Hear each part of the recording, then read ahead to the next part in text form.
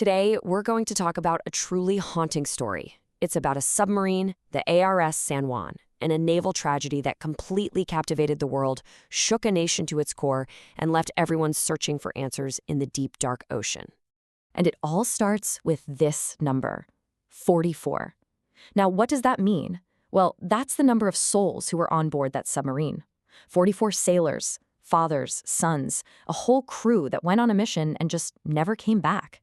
That's the human cost we're talking about right from the beginning. So let's set the scene. It's November 2017. For the ARA San Juan and her crew, this was supposed to be business as usual. You know, just another patrol, a totally standard mission in waters they knew like the back of their hand.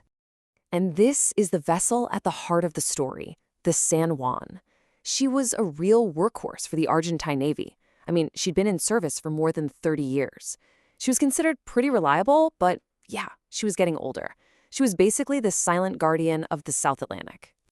The mission itself? Super simple, very straightforward. But this routine trip, one of dozens the submarine had done before, was about to become one of the most chilling maritime mysteries of our time. Okay, this is where everything changes. Let's look at the final messages sent from the San Juan. This is the exact moment when the first signs of really serious trouble started to appear. So, on the morning of November 15th, the San Juan radios in with a problem. Seawater had gotten in through the snorkel system and caused one of the batteries to short circuit. Not good. But then, in their very last message, the crew says, "Hey, we've got this. The situation is under control." And after that, nothing. Just complete and total silence. No distress call, no mayday. The submarine just vanished off the map. So when the submarine misses its next scheduled check-in, you can bet the alarms went off. And what happened next was one of the biggest search and rescue operations anybody had seen in years. Argentina immediately kicked off this massive search. And honestly, the world really showed up to help. More than a dozen countries sent their best ships, their best planes, all to comb this huge patch of the ocean. The whole world was watching, just holding its breath, as hope for those 44 crew members started to fade day by day. And then they got a clue. But it was a chilling one. An organization that literally listens for secret nuclear tests. They picked up a weird sound. They called it an acoustic anomaly. And it happened just a few hours after the sub's last message, and right near its last known location. And the description? Consistent with an explosion. Once that piece of information came out, the grim reality just became unavoidable. There was no way around it.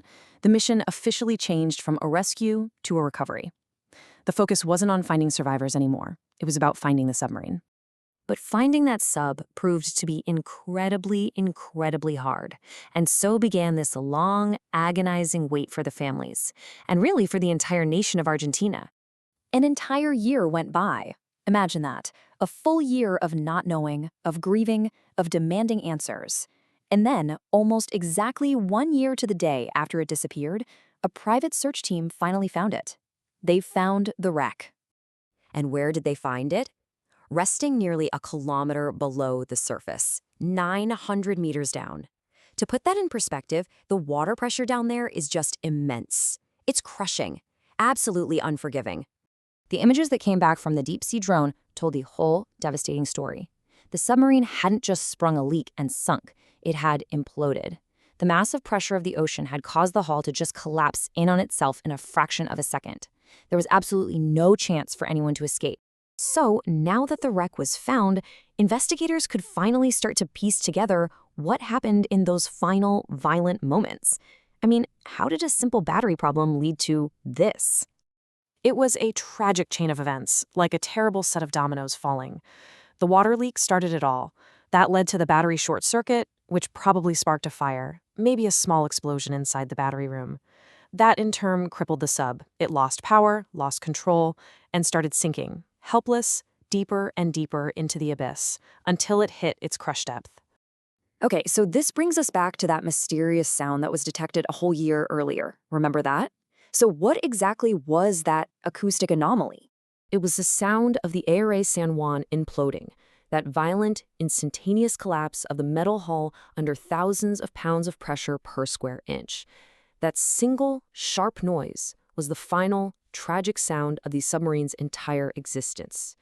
But, beyond all the technical failures and the physics of an implosion, This tragedy is really about the people. So let's bring the focus back to the human cost of this disaster. The loss of the San Juan was so much more than just a single accident. It really shone a harsh light on bigger problems, like relying on aging military gear. It raised serious questions about maintenance and safety protocols within the Argentine Navy. And for those 44 families, it just left this huge hole, filled with unanswered questions and a lifetime of grief. Today, the wreck of the ARA San Juan is still down there on the ocean floor. It's a silent memorial to its crew. It's a mystery that's finally been solved, but it's a tragedy that will never, ever be forgotten. We remember those 44 souls who never made it home, whose stories now live on like echoes deep beneath the waves.